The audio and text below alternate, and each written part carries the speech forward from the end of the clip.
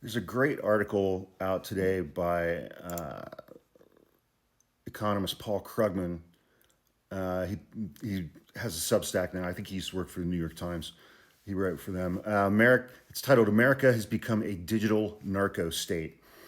And I'm just going to read a couple of paragraphs and then we'll get to his conclusion and we'll talk about it. Imagine what would happen if the United States were to legalize the distribution and sale of heroin and do so without any restrictions or regulations on how the drug is marketed and who can buy it. Heroin distribution and sales would quickly become a huge multi-billion dollar industry. They would become a significant part of the GDP, even though heroin harms and often kills those who consume it.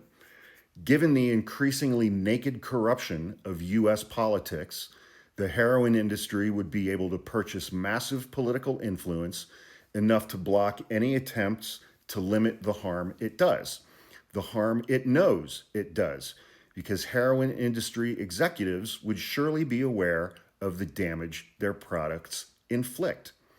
Through massive political donations enabled by the Supreme Court's 2010 Citizens United ruling and de facto bribery enabled via cryptocurrency deals, the industry would be able to enlist the US government as an ally in its efforts to block regulation in other countries.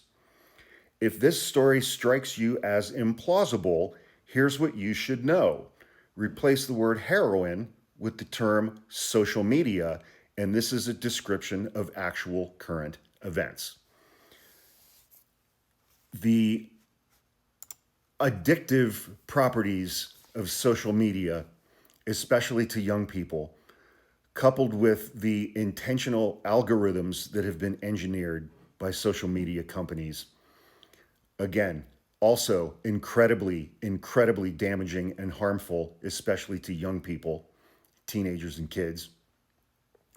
I mean, that's why last week, Australia started implementing its nationwide ban preventing anyone under the age of 16 from using any form of social media because algorithms are destroying young people.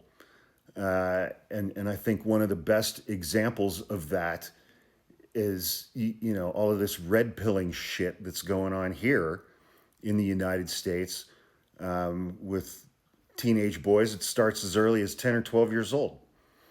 They're taught to hate women. And